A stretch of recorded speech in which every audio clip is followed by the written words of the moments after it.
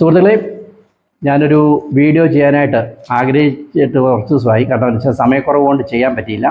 അതായത് ആടുജീവിതമായിട്ട് ബന്ധപ്പെട്ട, നമുക്കറിയാമല്ലോ, ആടുജീവിതം എന്ന സിനിമ വളരെ തിയേറ്ററിലൊക്കെ 100 കോടി ക്ലബിലൊക്കെ കൊടുക്കുക നല്ല സജീവമായിട്ട് ഓടിക്കൊണ്ടിരിക്കുകയാണ്. എല്ലാവർക്കും ഇഷ്ടപ്പെട്ട ഒരു പടമായിട്ട് അത് ഓടിക്കൊണ്ടിരിക്കുകയാണ്.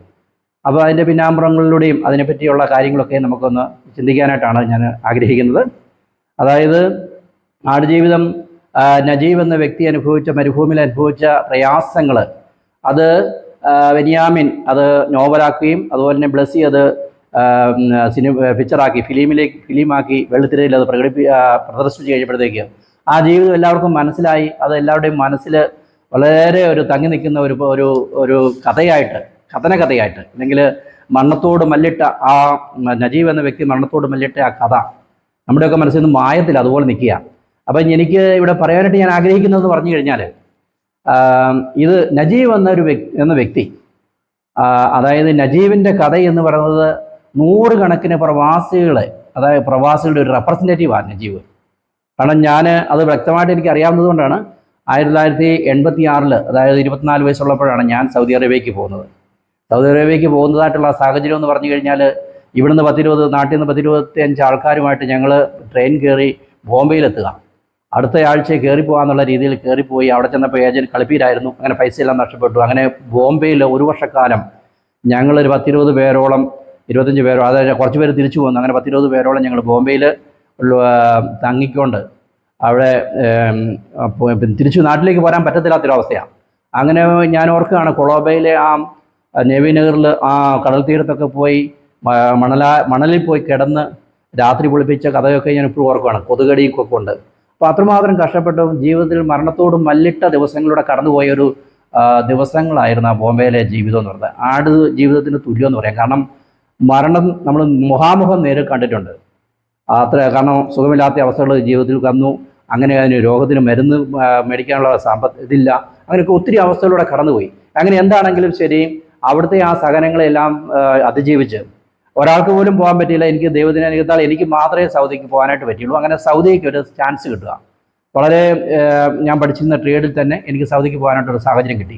ആദ്യത്തെ ദിവസം നമ്മൾ വളരെ സന്തോഷത്തോടെ ഇങ്ങനെ ഫ്ലൈറ്റിലൊക്കെ കയറി റിയാദ് എന്ന സ്ഥലത്ത് ഭയങ്കര അതിശക്തമായിട്ടുള്ള ചൂടുള്ളൊരു സമയത്ത് റിയാദിൽ ആ മണലാരണ്യത്തിൽ ഡോമെട്രിയിലേക്ക് നമ്മൾ അവിടെ ചെന്നിറങ്ങുക. അപ്പോൾ ആ സമയം മുതൽ നമ്മളൊരു 3 വർഷക്കാലം നമ്മൾ ചിന്തിക്കുകയാണെങ്കിൽ ആടിനെ മേയിച്ചില്ലെന്നേ ഉള്ളൂ. ആട് ജീവിതത്തിന് തുല്യമായിട്ടുള്ളൊരു ജീവിതമായിരുന്നു ആ കാലഘട്ടത്തിൽ നമ്മൾ നയിച്ചത്. 3 വർഷക്കാലം നഷ്ടപ്പെട്ട പൈസയൊക്കെ വീണ്ടെടുക്കാനും അതുപോലെ തന്നെ എങ്ങനെയെങ്കിലും നിന്ന് പിടിക്കണം. പല പ്രാവശ്യം നമ്മൾ ഓർത്ത് തിരിച്ചു പോരണം, എങ്ങനെയെങ്കിലും തിരിച്ചു പോരണം എന്ന് ഒത്തിരി പ്രാവശ്യം ചിന്തിക്കേണ്ട സാഹചര്യങ്ങൾ വന്നിട്ടുണ്ട്.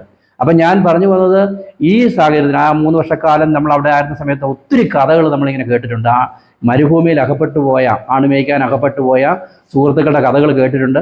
എൻ്റെ തന്നെ ഒരു കൂട്ടുകാരൻ്റെ സഹോദരന് ഇതുപോലെ മരുഭൂമിയിൽ ആട് മേയ്ക്കാനായിട്ട് കൊണ്ടുപോയി. അവിടെ പെട്ടുപോയി. പുറം ലോകമായിട്ടൊന്നും യാതൊരു ബന്ധമില്ലാത്ത ഒരു വ്യക്തി. അങ്ങനെ ഞങ്ങൾ മരുഭൂമിയിൽ അന്വേഷിച്ച് പോയി അദ്ദേഹത്തെ രക്ഷപ്പെടുത്തുന്ന സംഭവം ഞാൻ എൻ്റെ ഓർമ്മയിൽ ഓർക്കുകയാണ്. പിന്നെ അങ്ങനെ അതുപോലെ ഒത്തിരി പേര് ഇതുപോലെ നരകയാതനകൾ അനുഭവിച്ച് മരുഭൂമിയിൽ തന്നെ മരിച്ചു വീണവർ ഉണ്ട്. അതുപോലെ തന്നെ പലർക്കും ഇന്ന് നാട്ടിൽ തിരിച്ചു വന്ന് അത്ഭുതകരമായിട്ട് ഞാൻ അങ്ങനെയുള്ളവരെയൊക്കെ മീറ്റ് ചെയ്തിട്ടുണ്ട്.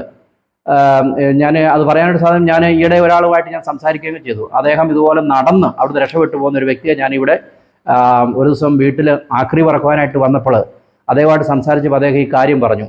അവിടെ ഇങ്ങനെ രക്ഷപ്പെട്ടു പോകുന്ന കഥകളൊക്കെ പറഞ്ഞു. അപ്പോൾ ഇങ്ങനെ ഒരുപാട് പേര് ഇതുപോലെ സഹനങ്ങൾ ഏറ്റെടുത്ത വ്യക്തികളുണ്ട്.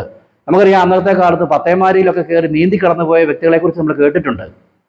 അപ്പോൾ ഞാൻ ഓരോ പ്രവാസിക്കും ഈ പടം കണ്ടു കഴിയുമ്പോഴത്തേക്ക് അവനവൻ്റെ തന്നെ കഥയായിട്ട് അവർക്ക് തോന്നുവാണ്. അവർക്ക് അതിന് തീർച്ചയായിട്ടും അതിനുള്ള നമ്മുടെ തന്നെ കഥയാണല്ലോ ഇത് എന്ന് തോന്നിപ്പോകുന്ന രീതിയിൽ ഇത് കണ്ടു കഴിയുമ്പോഴത്തേക്ക് നമുക്ക് തോന്നും.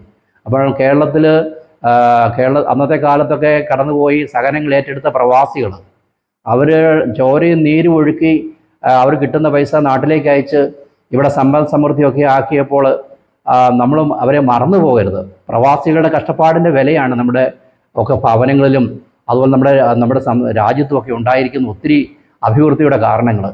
ഇതൊക്കെ നമ്മൾ ചിന്തിക്കാനുള്ള ഒരു അവസരമായിട്ട് ഈ പടം മാറും. നമുക്കതിനുവേണ്ടി എല്ലാ പ്രവാസികൾക്കും വേണ്ടി നമുക്ക് ഈ പടം സമർപ്പിക്കാം. അപ്പം എല്ലാവർക്കും നന്ദി, നമസ്കാരം.